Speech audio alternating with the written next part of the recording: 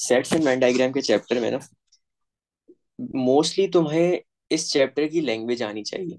इस चैप्टर की लैंग्वेज से क्या मतलब है, इस चैप्टर के साइंस आने चाहिए। क्योंकि पूरा चैप्टर ना आपका साइंस पे बेस्ड है।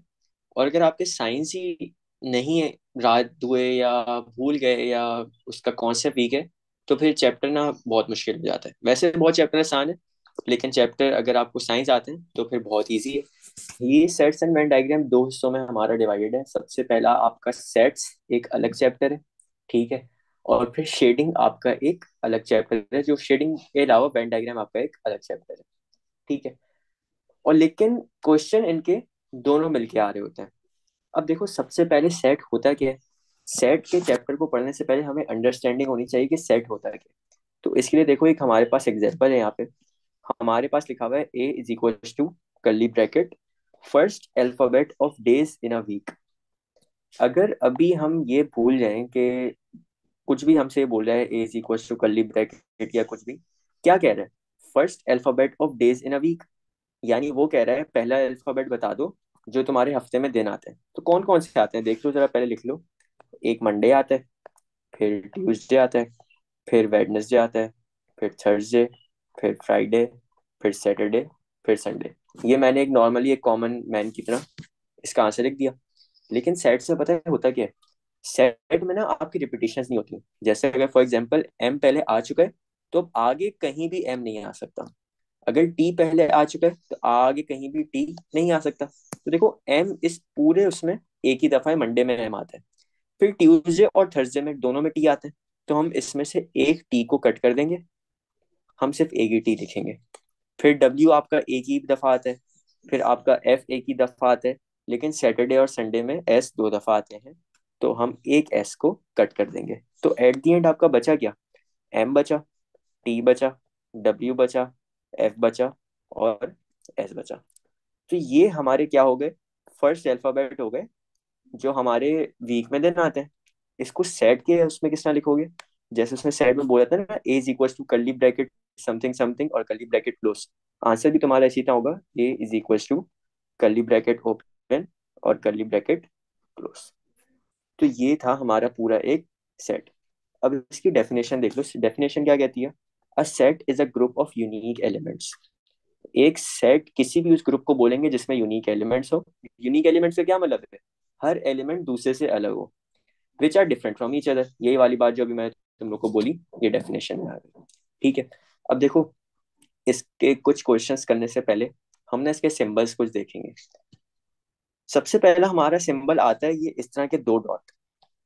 ये दो डॉट को हम सेट की लैंग्वेज में बोलते हैं सच दैट।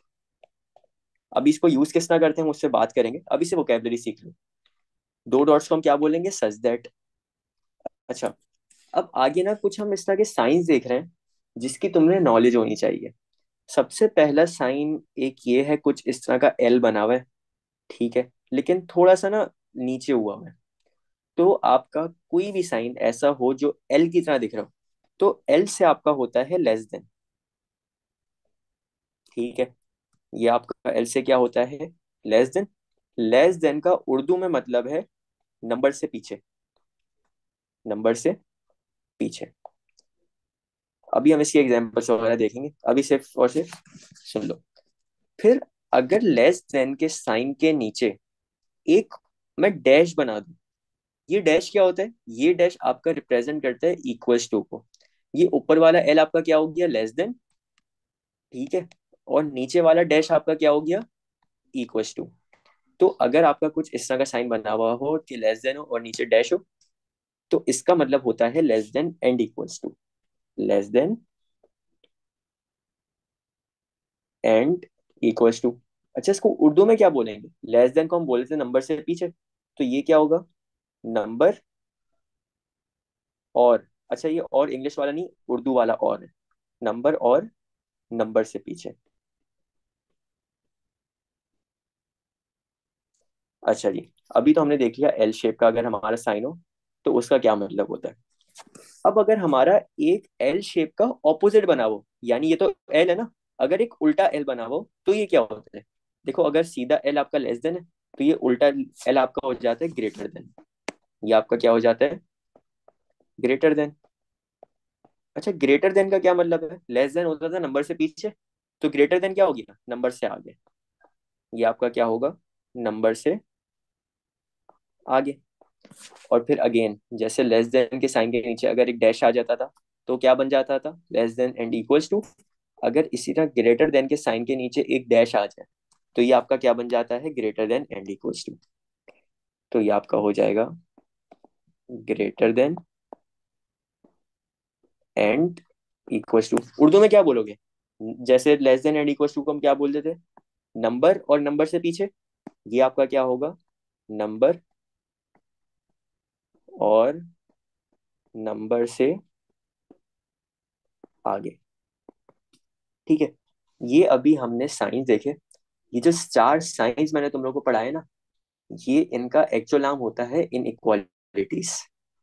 इनइक्वालिटीज में आपका आता है less than, greater than, less than and equals to, greater than and equals to. अब देखो अभी चार साइंस पढ़ लिए, अब एक काम करते हैं, हम ऐसा एक क्वेश्चन करते हैं जिसमें आपके ये चार साइंस यूज हो रहे हो ताकि तुम लोग को ये साइन ना यूज करना आ जाए। अच्छा, जो मैंने इनकी उर्दू बताई है ना, इस उर्दू को याद रखना। जरा इसके क्वेश्चंस पे आओ। सबसे पहले क्वेश्चन के पार्ट वन में कह रहा है A is equal to x, दो दो डॉट, फिर एक्स, और ये लेस देन फोर। दो। अच्छा, अब इसको सेट की लैंग्वेज में पढ़ते हैं। ये कह रहे हैं A is a set such that x is less than four. यानी एक्स की वैल्यू ऐसी है कि लेस देन फोर है। लेस देन का खाली का क्या मतलब होता था? नंबर से पीछे। यानी आपका नंबर फोर से पीछे कौन सा नंबर आएगा? थ्री आएगा, टू आएगा, वन आएगा, जीरो आएगा, एंड सो ऑन जाते रहोगे। कोई रोक टोक ही नहीं है क्योंकि लेस देन फोर बोल रहे हैं ना। ये तो तुम नेगेटिव इन्फिनिटी तक जा सकते हो, कोई रोक टोक नहीं है। तो हमने क्या बना दिया? Dot dot dot. ये डॉट डॉट का मतलब है कि ये नंबर कंटिन्यूड है। इसको सेट की लैंग्वेज में किस तरह लिखोगे? उसने अगर ए बोला था तो तुम भी ए की टर्म्स में आंसर लिख दोगे। सेकंड पार्ट क्या हो? अब हम सारे क्वेश्चन है सेट की लैंग्वेज में ही पढ़ेंगे। B is a set, B is a set x such that x is greater than four. सिर्फ ग्रेटर देन का क्या मतलब होता था? नंबर से आगे। नंबर फोर के बाद क्या नंबर आता है? नंबर फोर के बाद आपका नंबर आता है फाइव, फिर आता है सिक्स, फिर आता है सेवन, फिर आता है एट, एंड सो ऑन। ये पॉजिटिव इन्फिनिटी तक जाता रहेगा, कोई इस पे रोक टोक नहीं है। तो हमने डॉट डॉट बना दिए। और इसका आंसर कितना देंगे? B is equal to curly bracket open और कर्ली ब्रैकेट क्लोज। ठीक है। अच्छा जी, आगे आ जाओ। C is a set x such that x is less than and equal to four. Less than and equal to का क्या मतलब होता था? नंबर और, उर्दू वाला और, नंबर और नंबर से पीछे। यानी फोर से शुरू हो गए, फोर से शुरू हो गए, फिर फोर से पीछे कौन सा नंबर आएगा? थ्री आएगा, फिर कौन सा आएगा? टू आएगा, फिर कौन सा आएगा? वन आएगा, फिर कौन सा आएगा? जीरो आएगा, फिर जाते रहोगे सो ऑन, नेगेटिव तक जाते रहोगे। तो ये आपका किसका आंसर आया? ये आपका सी का आंसर आया। अच्छा जी, जरा आगे आओ। D is equal to x such that x is greater than and equal to four. X आपका ऐसा नंबर है जो फोर से और फोर से बड़ा है। यानी फोर ग्रेटर देन और इक्वल टू का क्या मतलब है? फोर और फोर से बड़ा। तो सबसे पहले तो यहाँ पे फोर आएगा, फिर फोर से बड़े कौन से नंबर है? फाइव है, सिक्स है, सेवन है, एट है, नाइन है, एंड सो ऑन। ये आगे जाता रहेगा। तो ये आपका डी के सेट का आंसर आ जाएगा। अच्छा, एक छोटी सी चीज जो पता होती है, तुम लोगों को पता होती है, लेकिन फिर भी ना तुम लोग गलत कर देते हो, ये अभी अभी मेरे दिमाग में आई है। इसको जरा एक मिनट सॉल्व करते हैं। ये मैं एक एक्स्ट्रा क्वेश्चन करा रहा हूँ, इस वजह से मैं यहाँ पे स्टार डाल रहा हूँ। अगर फॉर एग्जाम्पल आपका एक सी का सेट होता और वो बोलता x greater than let's say minus four. अच्छा, इसका आंसर क्या दोगे? हम सबसे पहले तो जी लिखेंगे और कर्ली ब्रैकेट ओपन कर देंगे। क्या कह रहे हैं? जी। अच्छा, मैंने एक गलती की है, एक्स सच दैट एक्स लगा लो, मैं सॉरी भूल गया था यहाँ पे। X such that x. अच्छा जी, G is a set x such that x is greater than minus four. आपको माइनस फोर से बड़ी वैल्यू चाहिए। माइनस एक थ्री। चीज याद, एक चीज याद रखना। अगर आपका पॉजिटिव नंबर हो ना, अगर आपका पॉजिटिव नंबर हो तो फोर से बड़ी वैल्यू कौन सी आएगी? फाइव आएगी, सिक्स आएगी, सेवन आएगी। लेकिन अगर आपकी नेगेटिव वैल्यू हो तो तुम उल्टा चलोगे। अगर बड़ा बोल रहे हैं ना, अगर बड़ी वैल्यू बोल रहे हैं, तो -4 से उल्टा क्या आएगा? -3 आएगा, फिर -2 आएगा, फिर -1 आएगा, फिर 0 आएगा। यहाँ पे तुम 4 से 5 पे नहीं चले जाना, -4 से -5 पे नहीं चले जाना। -4 से अगर -5 पे जा रहे हो ना, इसका मतलब है तुम लेस देन पे जा रहे हो, पीछे जा रहे हो। और अगर तुम -4 से -3 पे जा रहे हो, इसका मतलब है तुम आगे जा रहे हो, ग्रेटर देन वाली वैल्यू पे जा रहे हो। तो इसका आंसर क्या दोगे तुम? हमारे क्या कह रहे हैं, आपकी एक्स की वैल्यू ऐसी है कि -4 से बड़ी है, यानी 4 इंक्लूडेड नहीं है। तो यहाँ पे तुम लिखोगे -3, -2, -1 एंड सो ऑन, ये वैल्यू जाती रहेगी। ठीक है। अच्छा यार, जरा आगे आओ। Part 5, E is a set x such that. अच्छा, यहाँ पे देखो, एक साइन ये लगा हुआ है, एक साइन ये लगा हुआ है, दो साइंस है आपके। दो साइंस का आपका मतलब होता है आपकी डबल इनइक्वालिटी है। अच्छा, एक तो होती है हमारी सिंगल इनइक्वालिटी, इसको हम नॉर्मली ट्रीट करते हैं, जो भी मैंने तुम लोगों को डेफिनेशंस पढ़ाई। लेकिन डबल इनइक्वालिटी को ना ट्रीट करने का थोड़ा सा डिफरेंट तरीका होता है। अब इस पे ना जरा बात करते हैं, इधर आओ, इधर आओ। डबल इनइक्वालिटीज देखो, सबसे पहले तुम लोग इसको पढ़ना सीखोगे।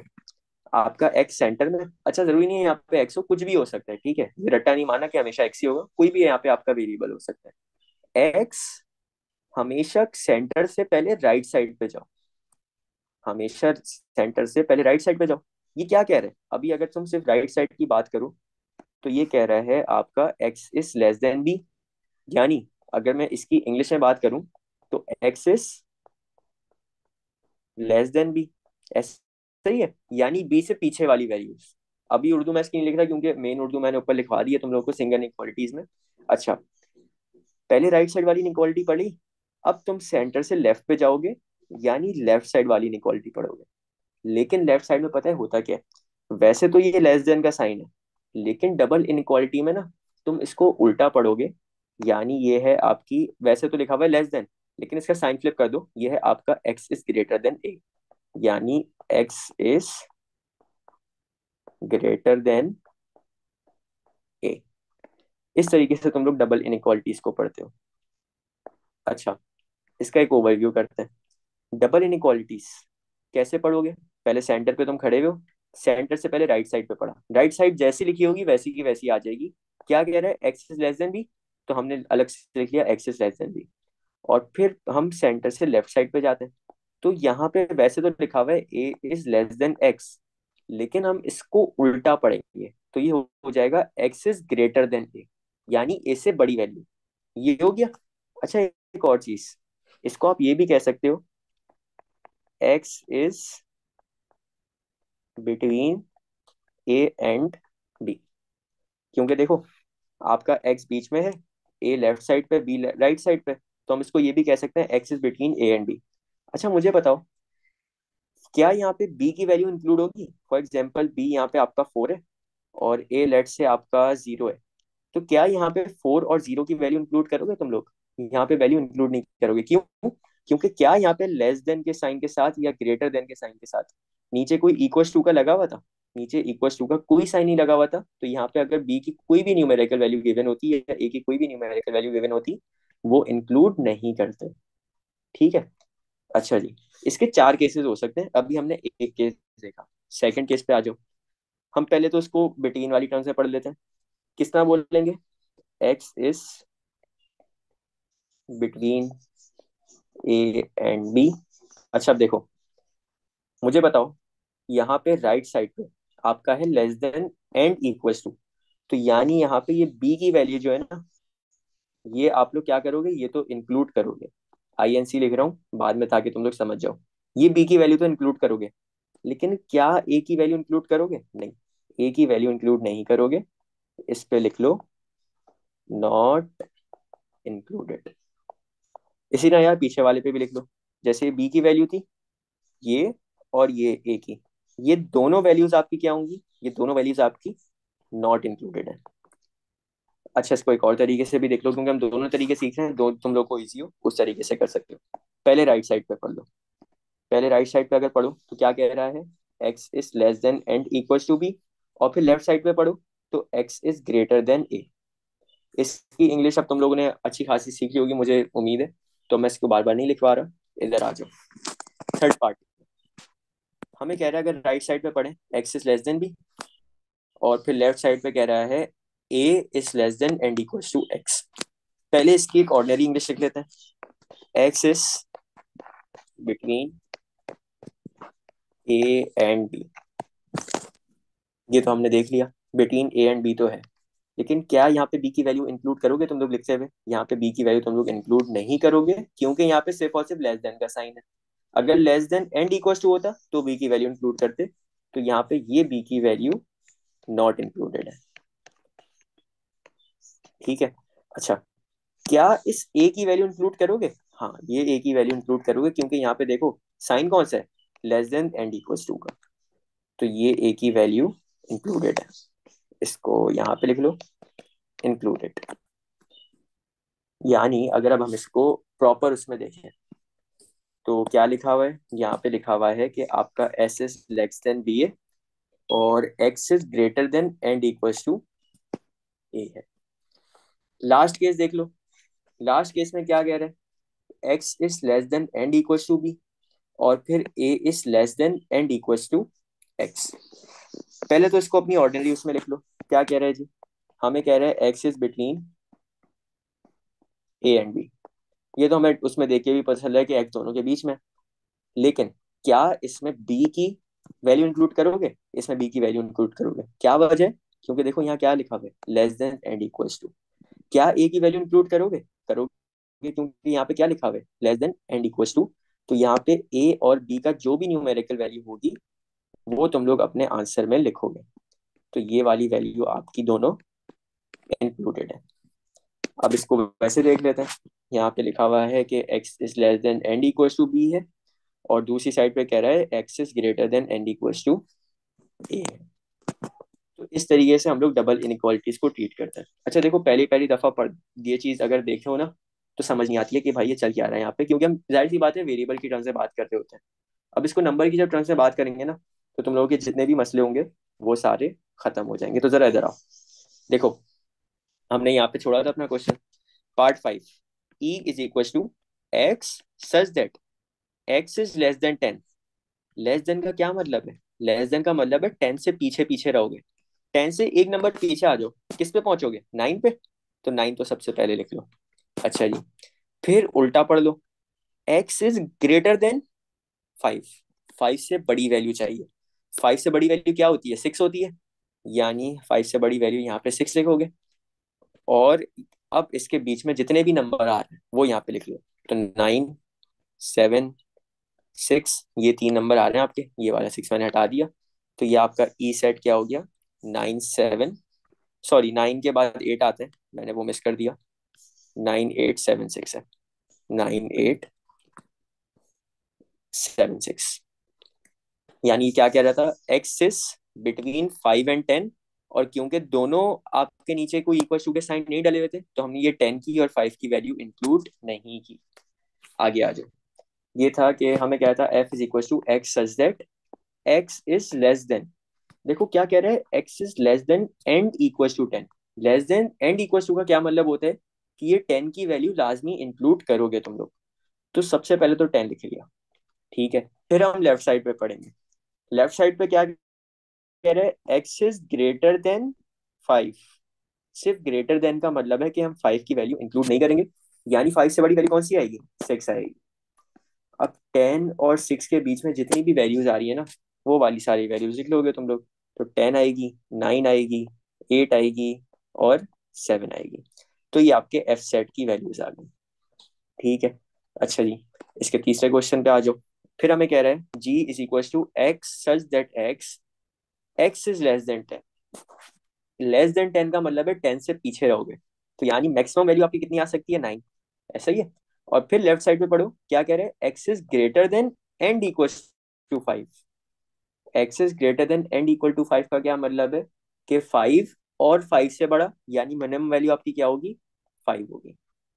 अब यहाँ पे 9 और 5 के बीच में जितने भी नंबर आ रहे हैं वो तुम लोग लिख लोगे। तो 9, 8, 7, 6, और आपका लास्ट में आ जाएगा 5। ठीक है। तो ये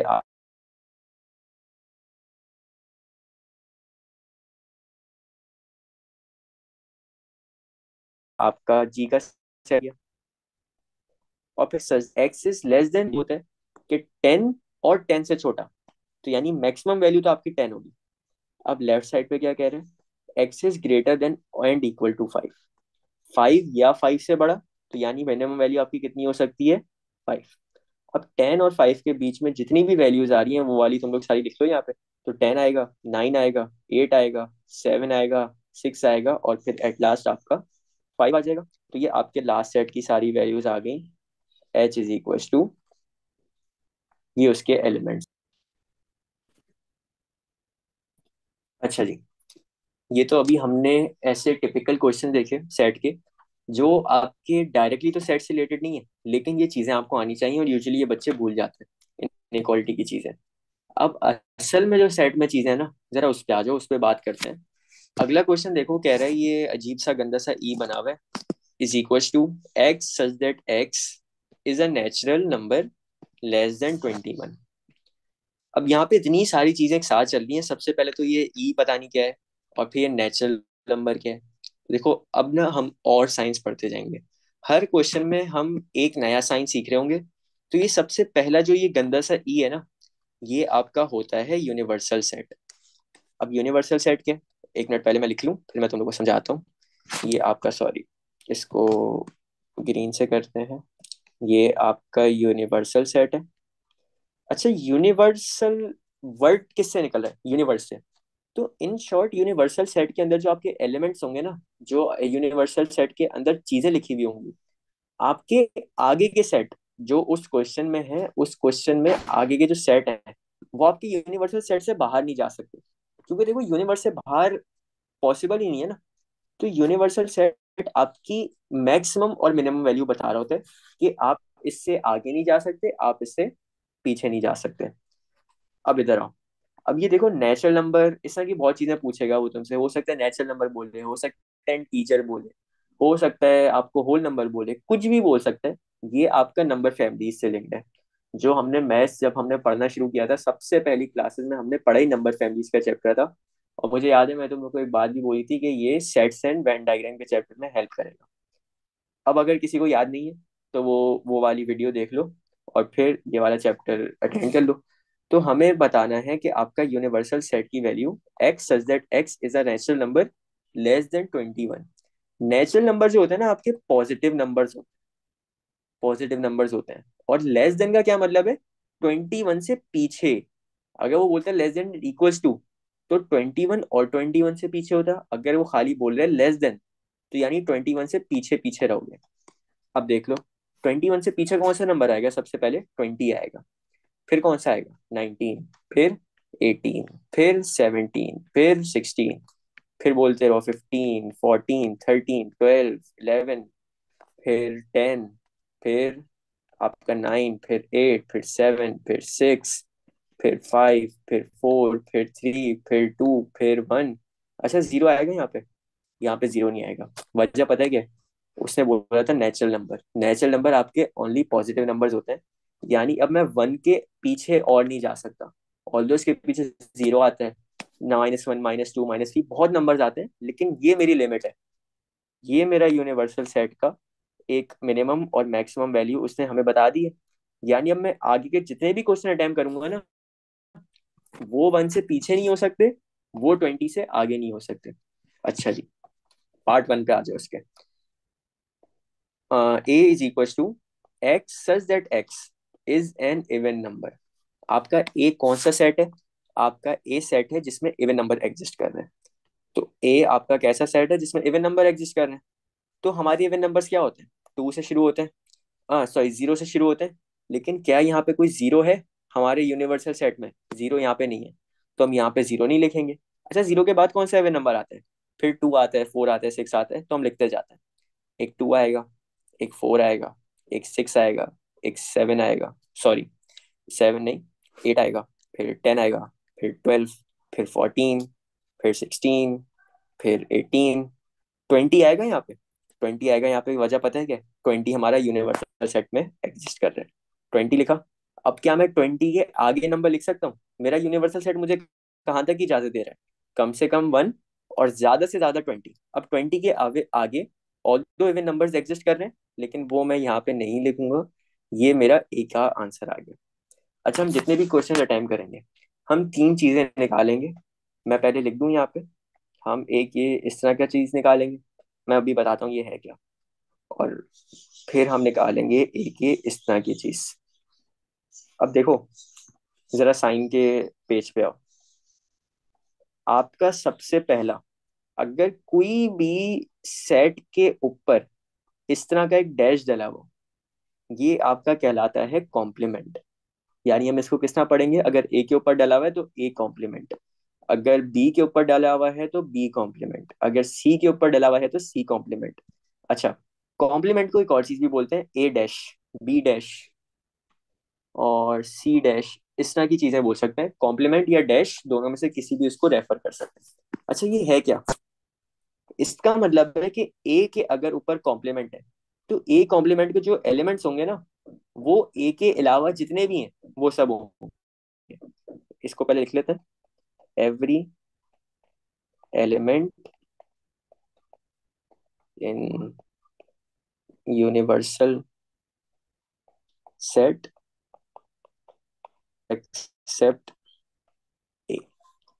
यानी अगर आपका ए के ऊपर कॉम्प्लीमेंट डला हुआ है, तो आपके यूनिवर्सल सेट में जितने भी एलिमेंट एग्जिस्ट कर रहे हैं वो सब आएंगे, लेकिन कौन से एलिमेंट्स नहीं आएंगे? ए वाले एलिमेंट्स नहीं आएंगे। ठीक है। अच्छा, फिर हमारा एक ये साइन आता है एन, और ब्रैकेट के अंदर कोई ना कोई सेट लगा हुआ होता है। ए हो सकता है, आपका बी हो सकता है। तो हम इसको बोलते हैं number of elements in specific set. जैसे अगर एन ब्रैकेट ए लिखा हुआ है, तो इसका मतलब है number of elements in A, number of elements in A. अच्छा, इसको अगर उर्दू जबान में बोलें तो क्या बोलेंगे, कि ए के अंदर जितने भी मेंबर्स हैं वो बता दो।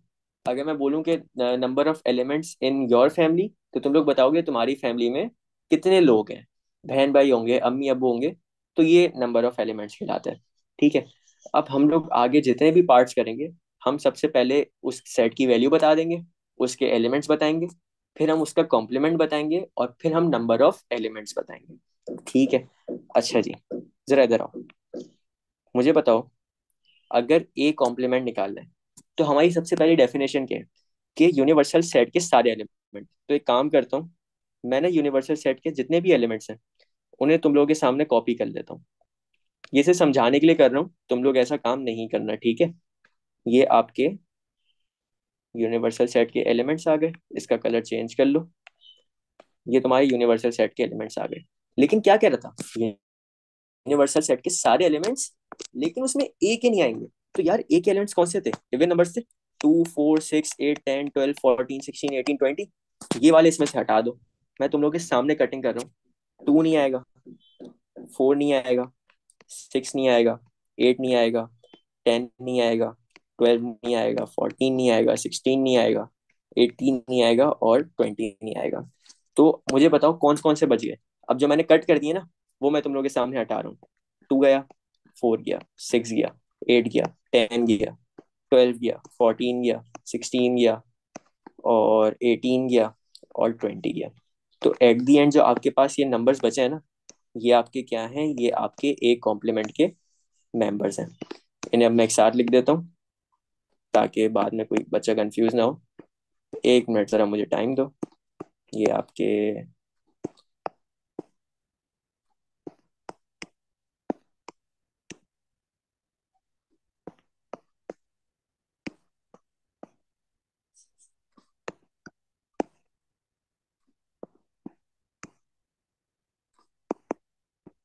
ये आपके एक कॉम्प्लीमेंट के मेंबर्स आ गए। अच्छा, एक चीज याद रखना, ये एक क्वेश्चन मुझसे एक बच्चे ने पूछा था, इस वजह से मैं तुम लोग को भी बता दूं, कि आपके सेट में ना कोई ऑर्डर नहीं होता। मतलब ये नहीं है कि असेंडिंग ऑर्डर में लिखो, कि छोटा नंबर पहले बड़ा नंबर बाद में, या पहले बड़ा नंबर लिखो फिर छोटा नंबर लिखो। कोई इसमें ऑर्डर नहीं है। मतलब मैं चाहता यहाँ पे 1 लिखने के बाद 19 लिख देता, फिर 19 के बाद मैं 13 लिख देता, फिर मैं 17 लिख देता। कोई मसला नहीं है, मार्क्स पूरे मिलेंगे, इसमें कोई ऑर्डर फॉलो नहीं होता। ठीक है। तो यहाँ पे मैंने जैसे बड़े नंबर से छोटे नंबर तक लिखा है, कोई मसला नहीं है। यहाँ पे मैं छोटे नंबर से बड़े नंबर तक भी लिख सकता था, कोई मसला नहीं है। बस उसके अंदर जो मेंबर्स लिखे हुए हैं ना, वो सही होने चाहिए। ठीक है, तो ये हमने ए कॉम्प्लीमेंट बता दिया। अब हम बताएंगे नंबर ऑफ एलिमेंट्स। सबसे पहले हमने बताने हैं number of elements in A. अच्छा जी, ए में कितने एलिमेंट्स हैं? एक, दो, तीन, चार, पाँच, छ, सात, आठ, नौ, 10। तो number of elements in A कितने हो गए? 10 हो गए। अच्छा, number of elements in A complement कितने होंगे? तो काउंट कर लो। एक, दो, तीन, चार, पाँच, छ, सात, आठ, नौ, 10 है। तो इसके कितने आ गए? इसके 10 आ गए। अच्छा, मुझे कुछ चीज बताओ, एक क्वेश्चन ऐसे ही पूछ रहा हूँ कि number of elements in A कितने थे? 10 थे। Number of elements in A complement कितने थे? 10 थे।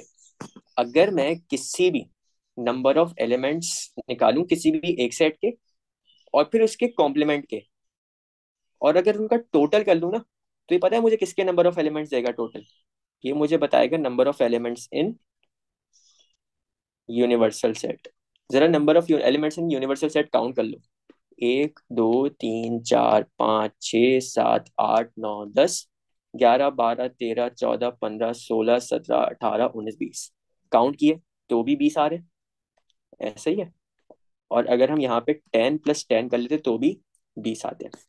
तो ये ऐसी एक एक्स्ट्रा नॉलेज थी, तुम लोग को पता होनी चाहिए, पेपर में तुम लोग के काम आ सकती है। कि अगर वो तुमसे ऐसे ही पूछते number of elements in A कितने, तो वो तुम निकाल लोगे। और फिर अगर तुमने ए कॉम्प्लीमेंट के निकालने, तो यूनिवर्सल सेट के टोटल एलिमेंट्स में से फॉर एग्जाम्पल 20 थे, 20 में से 10 अगर सब्ट्रैक्ट करोगे तो तुम number of elements of A complement में पहुंच सकते हो। ठीक है। अच्छा, सवाल करने का हमारा तरीका क्या होगा? तुम लोग के पास जब भी प्योरली सेट का सवाल है, तो तुम लोगों ने क्या करना है? पहले तो सेट के एलिमेंट्स लिख लोगे। ठीक है। फिर भले क्वेश्चन में मांगा हो या ना मांगो, तुम लोग एक कॉम्प्लीमेंट निकालोगे, यानी सेट का कॉम्प्लीमेंट निकालोगे, और उसके साथ साथ नंबर ऑफ एलिमेंट्स भी निकालोगे दोनों सेट्स के, यानी ओरिजिनल सेट भी और उसके कॉम्प्लीमेंट सेट का भी। ये तीन तुम लोग समझ लो मैंडेटरी काम है। भले मांगे हो ना मांगे हो, लेकिन तुम लोग करोगे। ठीक है। अच्छा जी, सेकंड पे आ जाओ। b is equal to x such that x is an odd number. अब ऑड नंबर बताने हैं, तो आ जाओ। सबसे पहले हम ओरिजिनल वैल्यू बता देते हैं b की। तो ऑड नंबर हमारे कहाँ से स्टार्ट होते हैं? 1 से। 1 हमारा यूनिवर्सल सेट में है, बिल्कुल है। तो 1, 3, 5, 7, 9, 11, फिर 13, फिर 15, 17, 19। अच्छा, जरा देखो, 19 के बाद 21 लिखूंगा यहाँ पे। यूनिवर्सल सेट की मिनिमम वैल्यू 1 थी, हमने 1 से ही स्टार्ट किया। ठीक है। मैक्सिमम कितनी है? 20। अब 20 के बाद 21 ऑड नंबर आता है मेरा, लेकिन 21 और यूनिवर्सल सेट से बाहर है, तो मेरी बी की वैल्यू यहीं पे रुक जाएगी, और ये मेरा बी का सेट आ जाएगा। चलो बी कॉम्प्लीमेंट निकालते हैं। यार, अगर आपका बी ऑड नंबर्स का सेट था, तो बी कॉम्प्लीमेंट क्या होगा? इवन नंबर्स का होगा। ऐसा ही है ना, क्योंकि अगर एक ऑड है तो उसका ऑपोजिट क्या होता है? इवन होता है। इवन नंबर हमारे कहाँ से यहाँ पे स्टार्ट होंगे? हमारे यहाँ पे 2 से स्टार्ट होंगे। 2 आएगा, 4 आएगा, 6 आएगा। एक मिनट में इसका कलर चेंज कर लूँ, एक मिनट रुको। ये आपका इस कलर से कर लेते हैं। 6 आएगा, 8 आएगा, 10 आएगा, 12 आएगा, फिर 14 आएगा, 16, फिर 18, 20 आएगा। 20 आएगा क्योंकि आपका यूनिवर्सल सेट में एग्जिस्ट कर रहा है। हमने सबसे पहले सेट निकाला, उसका हमने कॉम्प्लीमेंट निकाला। नंबर ऑफ एलिमेंट्स निकालते हैं। Number of elements in B कितने होंगे? काउंट कर लो। एक, दो, तीन, चार, पाँच, छ, सात, आठ, नौ, 10 होंगे। तो number of elements in B आपके कितने हो गए? 10। अच्छा, एक चीज, number of elements in B complement कैसे निकालोगे? हमें पता है number of elements in universal set कितने थे? 20। 20 में से आपके ओरिजिनल सेट में 10 है, तो कॉम्प्लीमेंट में कितने होंगे? 20 - 10 कर लो। तो number of elements in complement set कितने होंगे? वो भी आपके 10 होंगे। ऐसा ही है। अच्छा जी, थर्ड पे आ जाओ। c is equal to x such that x is a prime number. Prime number हमारे क्या होते हैं? प्राइम नंबर हमारे स्टार्ट होते हैं 2 से, और 2 हमारा यूनिवर्सल सेट में एग्जिस्ट कर रहे हैं। तो हमारा c जो सेट है वो कहाँ से स्टार्ट होगा? 2 से। फिर क्या आएगा? 3, फिर 5, फिर 7, फिर 11, फिर 13, फिर 17, और फिर 19। अच्छा, 19 के आगे मैं यहाँ पे नहीं जा सकता। क्यों नहीं जा सकता? देखो, क्योंकि अगेन हमारी मैक्सिमम वैल्यू कितनी जा सकती है? 20। तो हमने 20 से पीछे पीछे रहना था। तो ये आपके सी के एलिमेंट्स आ गए। अब सी कॉम्प्लीमेंट निकाल लो। अब देखो इस पे ना ऑपोजिट होगा, लेकिन ध्यान से करना। हमारे यूनिवर्सल सेट में कौन कौन से मेंबर्स थे, 1 से लेकर 20 तक थे। अब 1 से लेकर 20 में इसके अलावा, सी सेट के एलिमेंट्स के अलावा जितने भी आ रहे हैं ना, वो यहाँ पे लिखेंगे।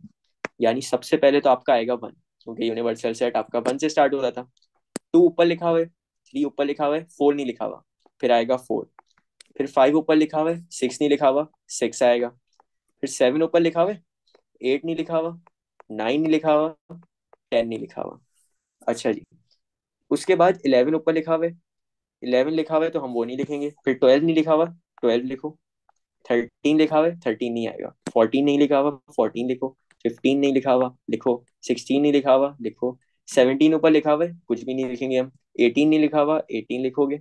19 ऊपर लिखा हुआ है, उसको भी नहीं लिखोगे। और फिर लास्ट हमारा मैक्सिमम वैल्यू कितनी जाएगी, 20 तक।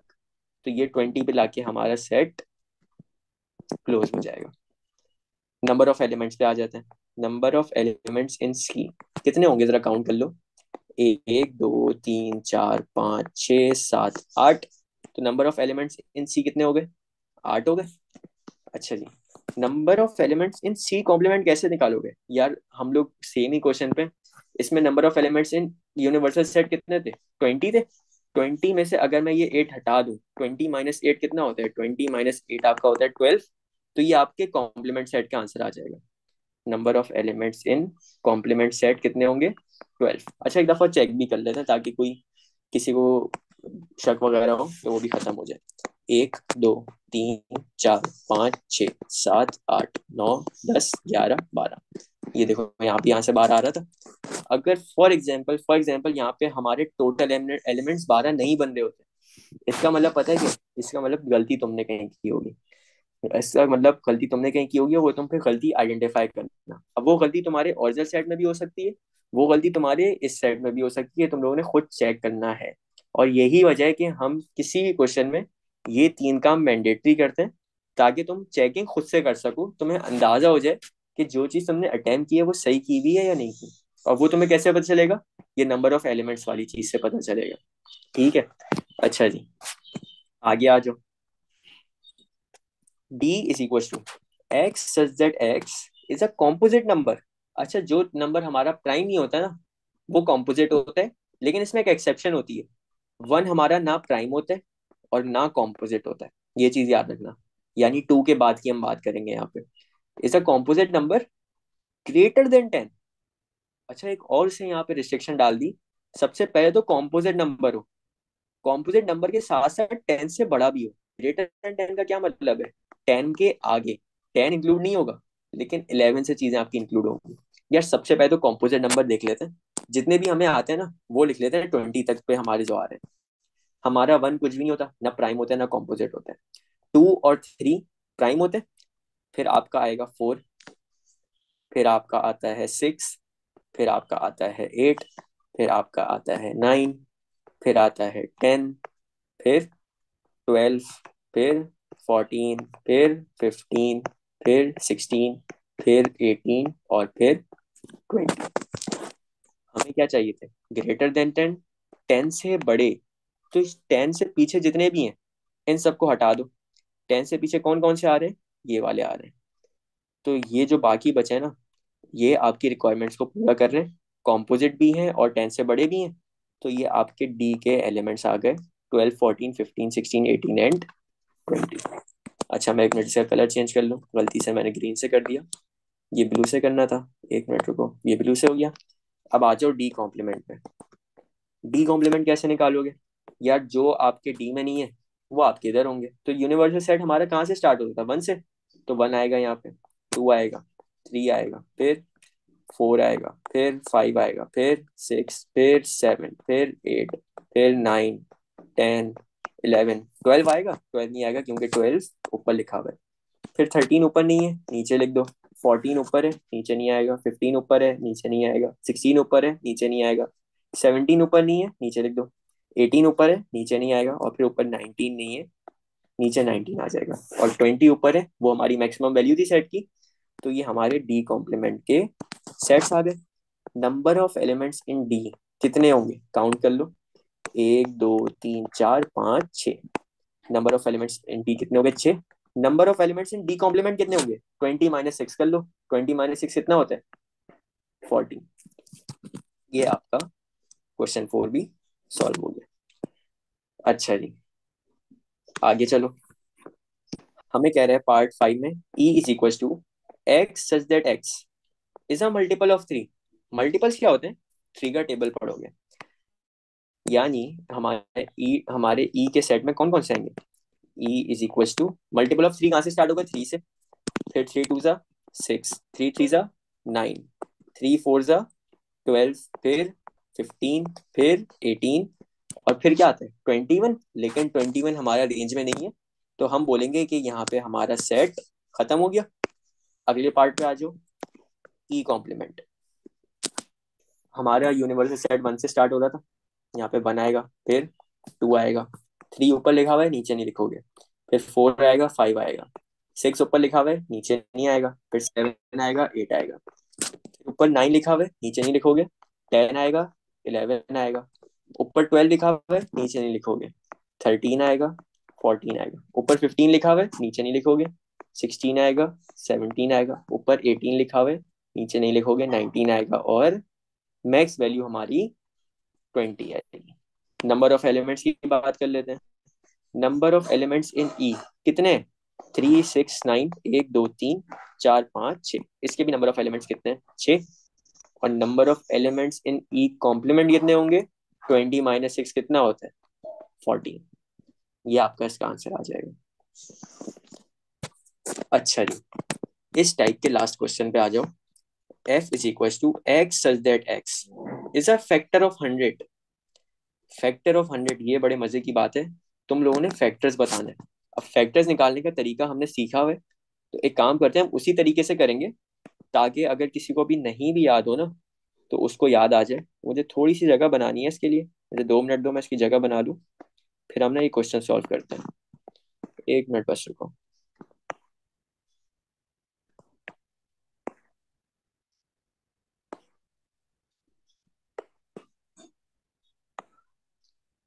चलो, कैलकुलेटर्स निकालो अपने पास। हम सबसे पहले 100 के नॉर्मल फैक्टर्स जैसे निकालते हैं ना, हम फैक्टर्स निकालते हैं। तरीका क्या होता था हमारा? हम एक हॉरिजॉन्टल लाइन बना देते, 2 वर्टिकल लाइन बना देते, ठीक है, और पहली वाली वर्टिकल लाइन के बाहर हम लिखते थे नंबर, और अंदर वाली वर्टिकल लाइंस के लिखते थे डिवाइडेड बाय और आंसर। डिवाइड करना शुरू करोगे, 100 डिवाइड बाय 1 का जो आंसर आएगा नीचे लिखोगे 100। 100 डिवाइड बाय 2 करोगे, आंसर आएगा 50। 100 डिवाइड बाय 3 का आंसर डेसिमल में आता है, वो हम नहीं लिख सकते।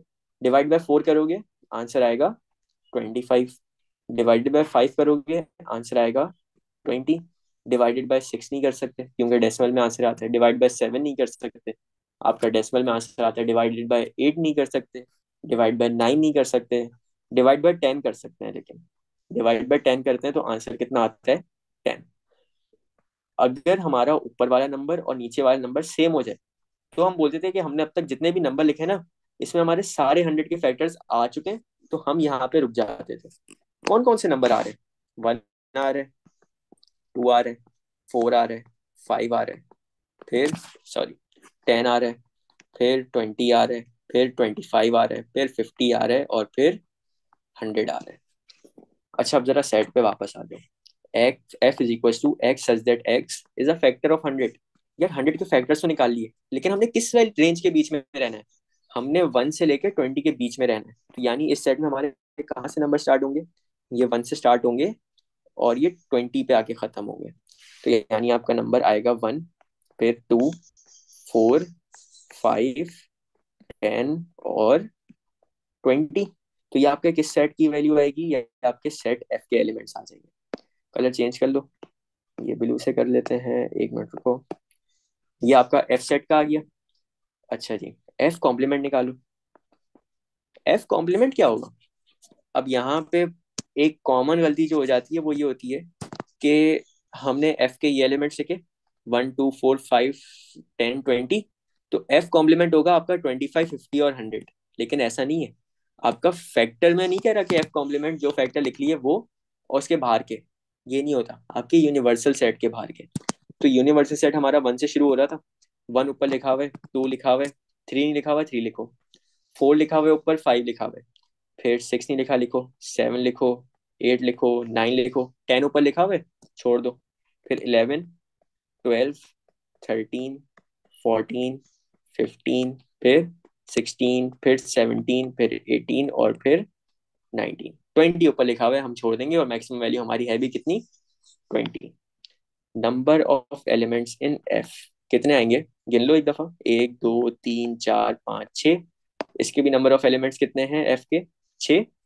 और नंबर ऑफ एलिमेंट्स अगर आपने निकालने हो एफ कॉम्प्लीमेंट के, तो कितने आएंगे, 20 - 6 कितना होता है, 14। ये आपके 14 आ गए, और एक दफा कैलकुलेट करके भी देख लो, 1, 2, 3, 4, 5, 6, 7, 8, 9, 10, 11, 12, 13, 14, 14 हो गए। तो ये हमारा यहाँ पे टेस्ट भी हो गया कि हमने जो यहाँ पे एलिमेंट्स लिखे हैं वो मोस्ट प्रोबेबली हमने सही लिखे हैं, क्योंकि 6 + 14 कितना होता है, 20, और 20 हमारे यूनिवर्सल सेट में एलिमेंट्स एग्जिस्ट कर रहे हैं।